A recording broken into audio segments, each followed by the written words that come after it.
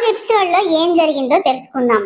నాగసాధువుని కలవడానికి వెళ్లిన మోక్ష కోసం పంచమి ఇంట్లో ఎదురు చూస్తూ ఉంటుంది. ఇంకా రాలేదేంటి, నాగసాధువు ఏం చెప్పారో, పరిష్కార మార్గం సూచించారో లేదో అని తను ఆందోళన పడుతూ ఉంటుంది.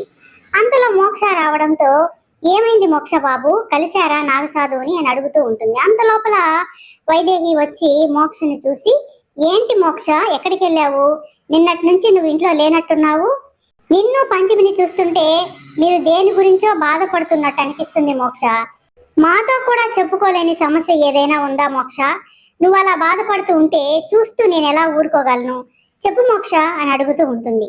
అలాంటి సమస్యలు ఏమీ లేవమ్మా, ఉంటే ముందు నీకే చెప్తానని మోక్ష చెప్తూ ఉంటాడు. చిత్ర జ్వాల అయితే మోక్ష పిల్లల గురించి మాట్లాడుతూ ఉంటారు. ఆ పిల్లలకి పుట్టుకలోనే ఏదో సమస్య ఉన్నట్టుంది అత్తయ్య, అందుకే వాళ్ళు భయపడిపోయి ఏదేదో చేస్తున్నారు, తాయెత్తులు కడుతున్నారు, రక్షలు కడుతున్నారు, ఆందోళన పడిపోతున్నారు, వాళ్ళ గురించి మరీ అతి శ్రద్ధ తీసుకుంటున్నారు. ఇదంతా చూస్తుంటే మాకు అనుమానంగా ఉంది అత్తయ్య, అసలు ఆ పిల్లలు పాములుగా మారే పిల్లలేమో అని మాకు అనుమానంగా ఉందని వాళ్ళిద్దరు అనడంతో మోక్ష కోపంతో, వదిన మా పిల్లలకి ఎలాంటి సమస్యలు లేవు, అలాంటి సమస్యలు ఏమైనా ఉంటే మేము చూసుకుంటాం, మీకు అవన్నీ అనవసరం అని మోక్ష అంటాడు. ఇన్ని రోజులు నా గురించి మాట్లాడారు, ఇప్పుడు నా పిల్లల గురించి మాట్లాడుతున్నారు, నా పిల్లల గురించి ఇంకొక మాట మాట్లాడితే నేను ఒప్పుకోను అనేసి పంచమి అంటూ ఉంటుంది. నేను మీ డాడీ మాట్లాడుకొని ఒక నిర్ణయానికి వచ్చాము. ఆయన ఢిల్లీ నుంచి వచ్చిన తర్వాత అందరినీ పిలిచి చెప్పాలనుకున్నాం, కానీ సందర్భం వచ్చింది కాబట్టి నేనే చెప్తున్నాను. ఆస్తిని అందరికీ సమానంగా పంచి ఇచ్చేయాలని అనుకున్నాము.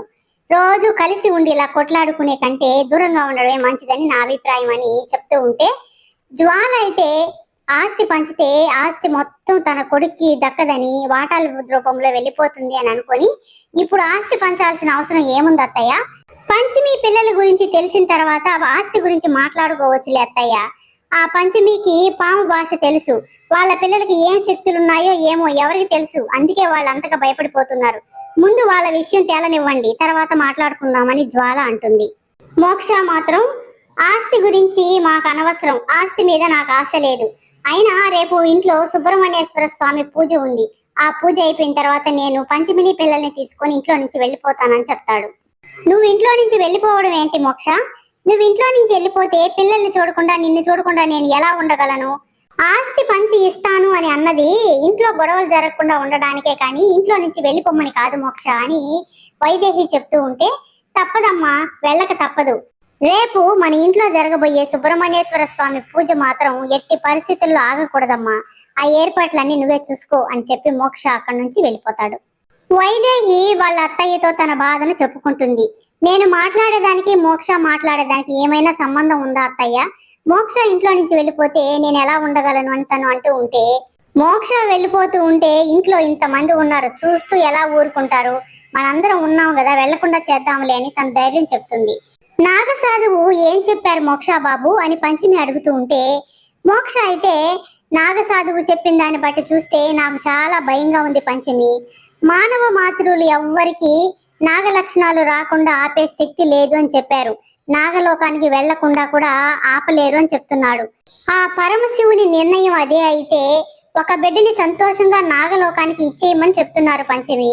తర్వాత నేను ప్రాధేయపడడంతో నాకు ఒక మార్గాన్ని సూచించారు, నాగలోకం మొత్తం సుబ్రహ్మణ్యేశ్వర స్వామిని పూజిస్తుంది కాబట్టి ఆ స్వామి ఒక్కడే మీ సమస్యకి పరిష్కారం చూపించగలడు, ఆ సుబ్రహ్మణ్యేశ్వర స్వామిని నిష్ఠగా వేడుకోమని చెప్పాడు పంచమి.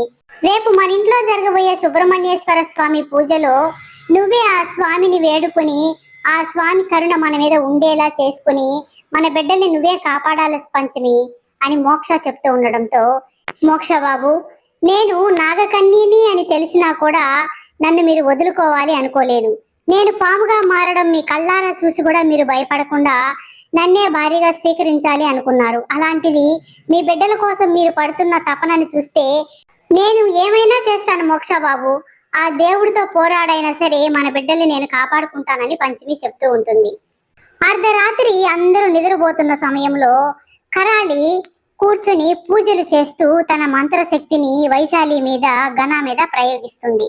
వైశాలి గణ ఇద్దరు ఎవరో తట్టి లేపినట్టుగా లేచి తలుపులు తీసుకుని నేరుగా బయటికి వచ్చి కరాలి ఉన్న గుహ దగ్గరికి వెళ్తూ ఉంటారు. అంత చీకట్లో పోతూ ఒకరి వెనక ఒకరు అడవిలో నడుచుకుంటూ గుహ దగ్గరికి వెళ్తూ ఉంటారు. నిద్రపోతున్న పాల్గొనికి మెలకువ వచ్చి చూస్తే పక్కన వైశాలి లేకపోవడంతో వాళ్ళమ్మని నాన్నని లేపి చెప్తుంది. వాళ్ళేమో వైశాలి కోసం ఇల్లంతా వెతుకుతా ఉంటారు. ఒక పక్క జ్వాల కూడా తన కొడుకు కనిపించకపోవడంతో తను కూడా వెతుకుతూ హాల్లోకి వస్తారు. నా కొడుకు కనిపించకుండా పోవడానికి వైశాలినే కారణమని వైశాలిని నిందిస్తూ ఉంటుంది జ్వాల. నేను అప్పుడే చెప్పాను పంచమి మామూలు మనిషి కాదు అని. అలాంటిది పంచమి కడుపున పుట్టిన పిల్లలు మాత్రం మామూలు పిల్లలు ఎలా అవుతారు? ఆ పిల్లలకి ఏవో శక్తులు ఉన్నాయి, అందుకే నా కొడుకుని తీసుకెళ్లిపోయింది అని తనైతే అంటూ ఉంటుంది. చిత్ర మాత్రం ఇది ఏదో మాయలాగుందక్క, చిన్న పిల్లలు అంత ఎత్తులో ఉన్న తలుపుని తీసుకుని అంత అర్ధరాత్రిలో వెళ్ళారంటే ఆలోచించాల్సిన విషయమే అని తను అంటూ ఉంటుంది. వదిన, ప్రతిదానికి నిందలు వేయడం మంచిది కాదు. ఇన్ని రోజులు పంచమి మీద నిందలు వేసి ఎన్నెన్నో మాటలు అన్నారు, తను అన్ని భరించింది. కానీ ఇప్పుడు నా పిల్లల మీద కూడా ఇలాంటి నిందలు వేస్తే నేనైతే ఊరుకోను అని చెప్పి మోక్ష అయితే వాళ్ళని తిడుతూ ఉంటాడు. చూడు మోక్ష, నా కొడుక్కి గాన ఏదన్నా అయిందంటే నేను ఒక్కరిని కూడా వదిలిపెట్టను అని జ్వాల అయితే అంటూ ఉంటుంది. వరుణ్ భార్గవులు పిల్లల్ని వెతకడం కోసం వెళ్తారు. పంచమి నాగేశ్వరి గురించి చెప్పబోతూ ఉంటే మోక్ష చెప్పొద్దు అన్నట్టుగా సైగ చేస్తాడు. ఎందుకంటే పక్కనే పాల్గొని ఉండడంతో అలా చేస్తాడు. తర్వాత రేపు సుబ్రహ్మణ్యేశ్వర స్వామి పూజ మాత్రం చాలా నిష్టగా నిర్విఘ్నంగా జరిగేలా చూడు పంచమి, ఆ స్వామి ఒక్కడే మనల్ని కాపాడగలడని మోక్ష చెప్తూ ఉంటాడు. కరాలి ఏమో కూర్చొని తను మంత్రాలు చదువుతూ ఉంటే ఆ పిల్లలిద్దరూ నేరుగా కరాలి దగ్గరికి వెళ్ళి కరాలి ముందు నిలబడతారు. జరగబోయే ఎపిసోడ్ లో మోక్ష వాళ్ళ ఇంట్లో సుబ్రహ్మణ్యేశ్వర స్వామి పూజకు అన్ని ఏర్పాట్లు చేసుకుంటూ ఉంటారు.